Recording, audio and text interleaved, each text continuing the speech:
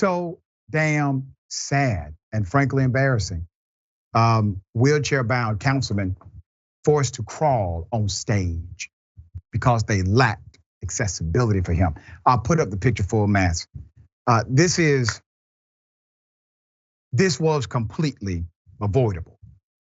But when you have people who do not care about the diversity represented in our cultural expression in America, things like this take place. When Councilmember Chris Hinds arrived at the Cleo Parker Robinson Dance Theater in Denver, Colorado on Monday night, he arrived there to debate his political challengers for his re-election bid. He was met with a stage with 4 chairs and no ramp up. Hinds had arrived just a few minutes before the debate was about to start in his power chair that weighs about 400 pounds. He weighs about 200 pounds, all right? That's 600 pounds of weight. What followed was one of the most painful and humiliating moments Hinds has faced in the public eye as he tried to crawl his way onto the stage. You know, I hate it when people's dignity is taken away who don't deserve it. Now, there are some people, we deserve to take their dignity away. This man did not deserve this. Put up his picture full mass. After about 10 to 15 minutes, the candidates and the venue decided to bring the debate down to the floor in front of the stage. That's the way it should have been planned. If you didn't have a ramp, you make sure it's accessible. Hinds has been using a wheelchair since 2008. It's not as if the organizers were unaware. After a driver crashed into him as he rode his bicycle in Denver, he has not been able to walk ever since. Hinds notes he had only found out about the debate a few days earlier after his campaign manager got wind of the event through social media. Neither the organizer nor the clerk and the recorder's office had reached out. One of the candidates, Shannon Hoffman, told Fox 31 she pushed to reset the arrangement and that the crew at the theater worked to be as quickly accommodating as possible. But for Hinds, he felt the moment gave him a binary choice. Either I forfeit the viability of my campaign or I get publicly humiliated. After reaching out to the clerk and recorder's office, Hinds was informed that he had to go to the debate or he would have to return the $125,000 in fair elections fund money that he had gotten so far. Per Fair Elections Fund's rules, candidates qualifying for the fund must participate in an FEF sanctioned debate. Hinds says both the clerk and recorder's office and the venue organizers kept pointing the fingers back at one another. The clerk says that the venue signed a document that says their venue is wheelchair accessible and it was on them. And then the venue was saying that they wanted the District 9 debate and not the District 10 debate, and that the clerk's office told them they had to do the District 10 debate.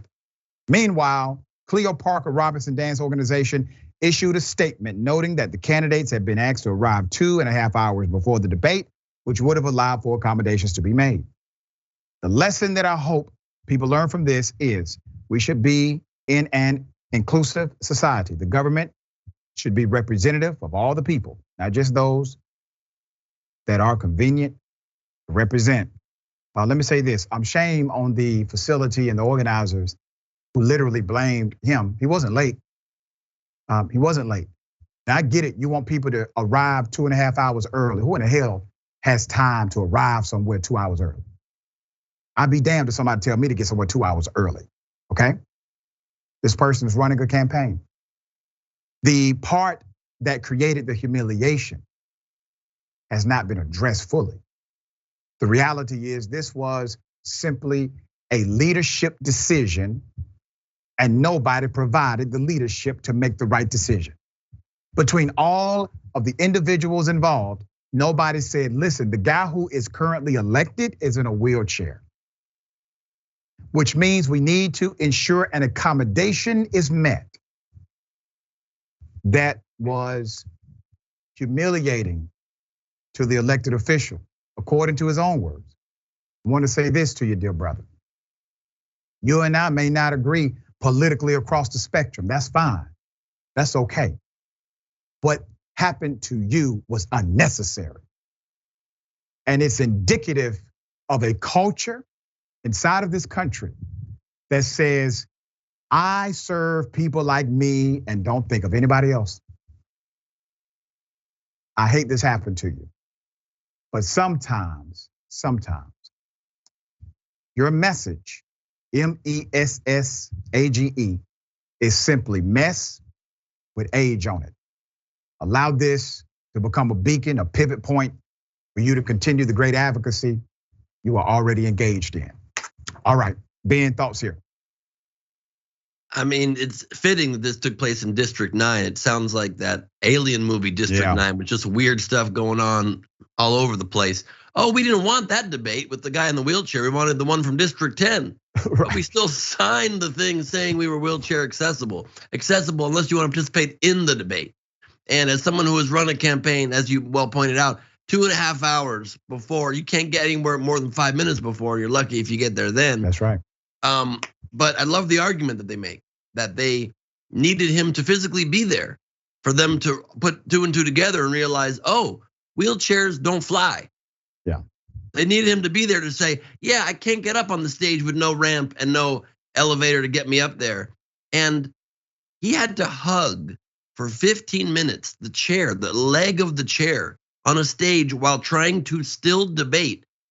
Obviously, this won't officially rule out any of his competitors from the race, but in the hearts and minds of any voter in this district, those people should get 0 votes that took 15 minutes to think we should not continue this debate until we move our chairs to the floor. Yep. Leadership would have been, let's move to the floor right now. Right. Should have been said not just by him, but by all of his competitors. You want someone that cares about compassion, cares about people, wants to represent you, see how they treat people. Maybe that's a good metric. That's right. Very well said.